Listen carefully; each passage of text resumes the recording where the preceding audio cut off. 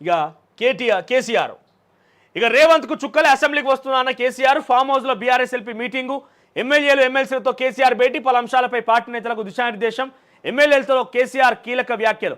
తెలంగాణ తల్లి విగ్రహం మార్చడం మూర్ఖత్వమని బీఆర్ఎస్ అధినేత మాజీ సీఎం కేసీఆర్ విమర్శించారు. ప్రభుత్వాలు చేయాల్సిన పనులు ఇవేనా అని ప్రశ్నించారు. ప్రభుత్వం సమస్యల పరిష్కారంపై దృష్టి సారించాలని హితవు పలికారు. సరే, ఈరోజు నువ్వు మాట్లాడుతున్నావు కాబట్టి ప్రజెంట్ ఉన్న సిచ్యువేషన్లో తెలంగాణ సెంటిమెంట్ గురించి, తెలంగాణ ఇవేనా సిచ్యువేషన్ మాట్లాడుతున్నావు కాబట్టి కొంత సపోర్ట్ అయితే రావచ్చు. కానీ నువ్వు చేసిన కథలు చిన్నగా ఉన్నాయా? మీరేం తక్కువ చేయరు, ఏమాత్రం తీసిపోరు. మీరు తెలంగాణ నిరుద్యోగులంతా రోడ్లెక్కి మాకు ఉద్యోగాలు కావాలి అంటే పోలీసుల బూట్ల కింద వాళ్ళని అణిచివేస్తుంది. కనీసం ప్రగతి భవన్ బయట కన్నెత్తి చూసిన అరెస్టు చేస్తుంది.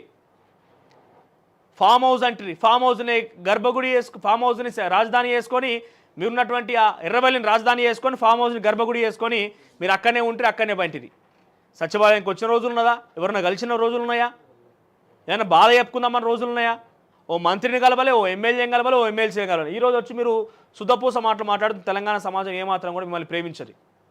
ఉండొచ్చు మీ మీద ప్రేమ. ఎట్లా ఈరోజు జరుగుతున్న సిచ్యువేషన్ చూస్తుంటే అంతో ఇంత వాళ్ళతో పోలిస్తే తెలంగాణ వాదాన్ని, తెలంగాణ సంస్కృతిని కాపాడిన విషయంలో మీకు కొంత పేరైతే దక్కొచ్చు. కానీ మీరు ఏమాత్రం కూడా ఇక్కడ ఉన్నటువంటి సిచ్యువేషన్ ఆసరాగా చేసుకొని నేను బాగా శుద్ధపూసని, నేను బాగా ఉత్తమ పురుషుని, నేను సత్యహరిచంద్రుని అంటే మాత్రం ఏమాత్రం తెలంగాణ సమాజం సహించేది, తెలంగాణ సమాజం మిమ్మల్ని నమ్మది. ఎన్ని అణచివేతలు! దళిత బంధు పథకం పెట్టి దళితులకు ఇంట్లోకి వెలుగు తీసుకొస్తానని చెప్పి మీ ఎమ్మెల్యేలకు సంబంధించిన కమిషన్లు దాడుకోవడం కోసమే పరిమితమైంది. మీకు ఆ విషయం తెలిసినా పట్టించుకోలేదంటే మీరే చేయించారేమో అనే రకం క్రియేట్ అయింది. మునుగోడు ఎన్నికలు, దుబ్బాక ఎన్నికలు, హుజరాబాద్ ఎన్నికలు, కొన్ని కోటాను రూపాయల ప్రజాధనాన్ని తీసుకొని మొత్తం అక్కడ కుమరించి నీ ఇష్టం వచ్చినట్టుగా స్వైర విహారం చేస్తుంది. ఇట్లా చెప్పుకుంటూ పోతే కోకొలలుగా ఉన్నాయి, ఒకటి రెండు కాదు, కొన్ని కోకొలలుగా ఉన్నాయి అంశాలు. ఈరోజు ఏదో ఇక్కడున్నటువంటి ఆ ప్రతికూల వాతావరణం తమ వైపుగా సానుకూలంగా మార్చుకుందామనంటే తెలంగాణ సమాజం అంతా ప్రేమించడానికి సిద్ధంగా లేదు మిమ్మల్ని. ఈ సందర్భంగా పలు అంశాలపై పార్టీ నేతలు కేసీఆర్ దిశానిర్దేశం చేశారు. ఇంకో మాట కూడా మాట్లాడినట్టు ఆయన బీఆర్ఎస్ ఎల్పీ మీటింగ్ పెట్టి నిన్న ఎమ్మెల్సీలతో ఎమ్మెల్యేలతోని పోయేటోళ్ళు పోతారు ఆపకండి, కానీ కొంత ఆచితూచి వ్యవహరించండి. కొడుకు రామన్న ఏది పడితే మాట్లాడతానో కొడుక, నువ్వు పిసపిస చేయకు, ఇది కరెక్ట్ సిచ్యువేషన్ కాదు. తెలంగాణ వాదాన్ని, తెలంగాణకు సంబంధించి ప్రజలు ఏమైతే కోరుకుంటారో ఆ విషయాల మీద మాట్లాడు, కానీ ఉన్నది లేనిది అన్నిట్లో నేనే ఏలు పెడతా అంటే నువ్వు ఏది ఇరుక్కుంటుంది అక్కడ, జాగ్రత్త అని చెప్పి కేటీఆర్ కూడా ఒక రకంగా హెచ్చరిక జారీ చేసిందట. ఇక కొంతమంది ఎవరైతే పేర్లు వస్తున్నాయో, మల్లారెడ్డి పేరు, ఇంకొకైన పేరు అందరు పార్టీ మారే అవకాశం అనేది వస్తున్నదో వాళ్ళకు డైరెక్ట్గా చెప్పేసిందట, పోతే పోండి అని చెప్పేసిందట ఆయనకి, వాళ్ళకు కూడా. ఇప్పటికి కూడా ఏమంటున్నాడో తెలుసా ఆయన, ఒకనొక అందులో పాల్గొన్నటువంటి ఒక తెలిసినటువంటి ఎమ్మెల్యే కానీ ఏం జరిగింది సార్ అని మనం మమ్మల్ని ఆరాధించినప్పుడు ఇంకా కూడా ఆయన తెలంగాణ సమాజమే నన్ను మిస్ అయింది, నేనేం తప్పు చేయలే, తెలంగాణ సమాజమే నన్ను మిస్ అయింది, తెలంగాణ సమాజమే తప్పు చేసింది, నేనేం తప్పు చేయలే. నిరుద్యోగులకు ఆయనకు ఉద్యోగాలు ఇవ్వకపోవడం తప్పు కాదట. బీసీ బంధు పేరిట కేవలం వాళ్ళ పార్టీకి సంబంధించిన కార్యకర్తలకు డబ్బులు ఇవ్వడం తప్పు కాదట. దళిత బంధు పేరిట కమిషన్లు దండుకోవడం తప్పు కాదట. కాళేశ్వరం లాంటి ప్రాజెక్టు కట్టి కమిషన్లు తీసుకోవడం తప్పు కాదట. మిషన్ భగీరథను కమిషన్ భగీరథగా మార్చుకున్న విషయం తప్పు కాదట. ఇవన్నీ తప్పేం కాదట. కానీ తెలంగాణ యావత్ సమాజమే తప్పు చేసింది, నన్ను పక్కన పెట్టేసుకున్నదని చెప్తున్నాడట ఆయన. ఇంకా కూడా ఆ బుద్ధి పోతలేదు ఆయన దగ్గర, ఇంకా కూడా అహంకారం తగ్గట్లేదని చెప్పి స్వయంగా ఆ పార్టీకి సంబంధించిన ఒక ఎమ్మెల్యేనే మాట్లాడుకొచ్చిండు, యువ ఎమ్మెల్యే. ఏం జరిగిందన్నా, ఏం చెప్పిండు మరి మీ సారు, ఏం కథను ఆరాధించినప్పుడు, ఇంకో ఇది సంగతి, ఇంకా ఆయనకు అహంకారం తగ్గుతలేదు, ఇంకా అట్లే ఉంటున్నా ఆయన. ఇకనన్నా తెలంగాణ మీరు బయటికి ఎందుకు వేస్తలేరు సార్, మీరు బయటికి రావాలి అని చెప్పి ఒక ఎమ్మెల్యేలు అడిగినప్పుడు కేటీఆర్ కళ్ళెర్ర చేస్తాడట. మళ్ళీ మీరు కేసీఆర్ బయటికి రమ్మంటారు, మరి నేనేం చేయాలని కళ్ళెర్ర చేస్తున్నట్ట కేటీఆర్. అక్కడనో కొంతమంది సీనియర్లో లేకపోతే ఆలో ఇల్లో, సార్ మీరు బయటికి రావాలా సార్, ఎందుకు వస్తాయి మీరు బయటికి రండి సార్ అని అడిగినప్పుడు ఒక్కసారి కేసీఆర్ కళ్ళెర్ర చేసిందట, మన కేటీఆర్ కళ్ళెర్ర చేసిందట. మళ్ళీ మీరు కేసీఆర్ బయటకు రమ్మంటారు, మరి నేనేం చేయాలి అన్నట్టుగా ఆయన భావించిండేమో కానీ కళ్ళెర్ర చేసిందట. ఇక అంశాల వారీగా ప్రభుత్వాన్ని గట్టిగా నిలదీయాలని దిశానిర్దేశం చేశారు. రైతు బంధువు తెచ్చిన ఉద్దేశం ప్రజల ప్రయోజనాలను వివరించాలని సూచించారు. రాష్ట్ర ప్రభుత్వం అన్ని రంగాల్లో విఫలమైందన్నారు కేసీఆర్. గురుకులాలు, విద్యారంగంలోనూ, అదేవిధంగా మూసీ హైడ్రా విషయంలో ప్రభుత్వ వైఖరిని ఎండగట్టాలని పార్టీ ఎమ్మెల్యేలు, ఎమ్మెల్సీలకు ఆయన సూచించారు. నిర్బంధ పాలన గురించి అసెంబ్లీ సమావేశాల్లో ప్రస్తావించాలని పార్టీ శ్రేణులకు మాజీ సీఎం కేసీఆర్ దిశానిర్దేశం చేశారు. కాంగ్రెస్ మేనిఫెస్టో ఆధారంగా వైఫల్యాలు ఎత్తిచూపాలని చెప్పారు. ఫిబ్రవరిలో బహిరంగ సభను నిర్వహించాలని సర్కార్ వైఖరిని ఎండగడతామన్నారు ఆయన. ఆ తర్వాత పార్టీలో అన్ని కమిటీలు ఏర్పాటు చేస్తామన్నారు. కమిటీ ఏర్పాటు తర్వాత సభ్యత్వ నమోదు కార్యక్రమం ఉంటుందని మాజీ సీఎం కేసీఆర్ తెలిపారు. అయితే అసెంబ్లీ సమావేశాలకు కేసీఆర్ వస్తారా లేదా అని తెలియాల్సి ఉంది. ఏం లేదు, ఆయన రాడు. ఏని చెప్పినాక ఇంకా ఆయన అసెంబ్లీకి వచ్చి ఏం చేస్తాడు? అసెంబ్లీకి వస్తే ఇప్పటికే ఉత్తగానే మీరు బయటికి రావాలి సార్, మీరు వస్తేనే కరెక్ట్గా సెట్ అవుతుందని చెప్పి ఒక ఎమ్మెల్యే మాట్లాడుకొస్తేనే, సీనియర్ నాయకులు మాట్లాడుకొస్తేనే కేటీఆర్ కండెర్ర చేస్తున్నానంటే ఇంకా బయటకు వచ్చే పరిస్థితి ఉన్నది ఆయనది.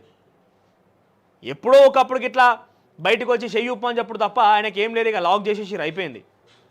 కాంగ్రెస్ అధికారంలోకి వచ్చి ఏడాది గడుస్తున్న సందర్భంగా కాంగ్రెస్ పార్టీ గత వారం రోజులుగా విజయోత్సవ సభలు నిర్వహిస్తోంది. ఈ సభలో సీఎం రేవంత్ రెడ్డి, బీఆర్ఎస్ అధ్యక్షుడు కేసీఆర్పై విమర్శలు గుప్పిస్తూనే ఉన్నారు. అసెంబ్లీ సమావేశాలకు హాజరై రాష్ట్ర ప్రగతికి అవసరమైన సూచనలు ఇవ్వాలని కోరారు. అయితే ఇక్కడ నిన్న కొన్ని ఇంటర్వ్యూలు చూసినప్పుడు ఈటెల రాజేందర్ మాట్లాడిన మాట్లాడిందని నిజంగా అనిపించింది.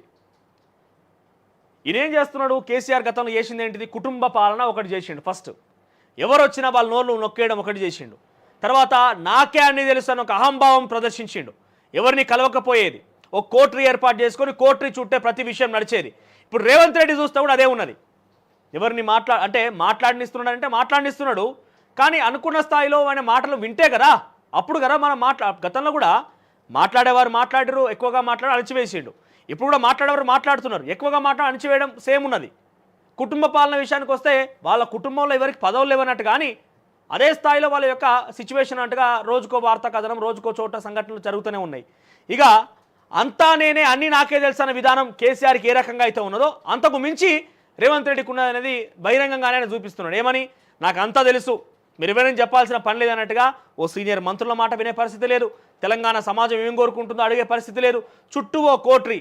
అసలు తెలంగాణ రాష్ట్రంతో తెలంగాణ సమస్యల గురించి ఏమాత్రం సంబంధం లేని వ్యక్తులను ఒక నలుగురు పెట్టుకొని వాళ్ళు చెప్పిందే వేదం, వాళ్ళు మాట్లాడిందే మాట, వాళ్ళు చేసిందే పని.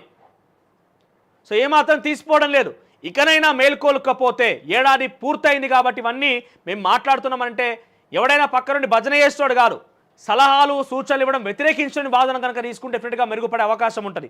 మనల్ని మనం ఒక మంచిగా తీర్చిదిద్దుకోవచ్చు. అటువంటి మాటలు నేను మాట్లాడుతున్నా ఈరోజు మీ గురించి. ఆ కోటరీని బంద్ చేయండి. తెలంగాణ గురించి ఏమాత్రం అవగాహన లేనటువంటి వ్యక్తులని, గ్రామీణ ప్రాంత ప్రజలకు అభిష్టాలు, ఈ కష్ట సుఖాలు తెలియనటువంటి వ్యక్తులు మీ చుట్టూన వారిని అందరినీ పక్కన పెట్టేయండి. క్షేత్రస్థాయిలో ఎమ్మెల్యేలను ఆ ప్రజల్లోకి పంపించండి. మంత్రులను వాళ్ళ నియోజకవర్గాల పరిస్థితి చూడమని చెప్పండి. ఇకనైనా మేల్కోకపోతే మీరు 15 ఏళ్ళు మొన్న అంతకుముందు ఒక ఛానల్కి ఇచ్చిన ఇంటర్వ్యూలో మళ్ళీ ఒకసారి సీఎం అవుతారా అంటే ఈ కుర్చీని కొట్టి లేదు ఇంకా 15 ఏళ్ళు నేనే ఉంటాను ఏదైతే బలంగా చెప్తున్నారో ఆ బలానికి ఇంకా బలం చేకూరాలంటే మాలాంటి వాళ్ళు చెప్పిన మాటలు మీరు కనీసం కొంత గొప్ప ఆచరణలో పెట్టాలి. కాదు కూడదు అనుకుంటే కేసీఆర్కి పట్టిన గతే మనకు పడుతుంది. ఇంకా కేసీఆర్కి అంతో ఇంతో తెలంగాణ ఉద్యమంలో అంతో ఇంతో చూపెట్టుకోవడానికి ఇంకో ఇటువంటి ఫోటోలు ఉన్నాయి, ఏమైనా చూపెట్టుకోవడం ఇటువంటి ఫోటోలు ఉన్నాయి, ఇటువంటి కథలు ఉన్నాయి కాబట్టి నడిచింది. కానీ మన దగ్గర అసలు ఏం లేవు కాబట్టి మనం చాలా ఇబ్బంది పడతాం.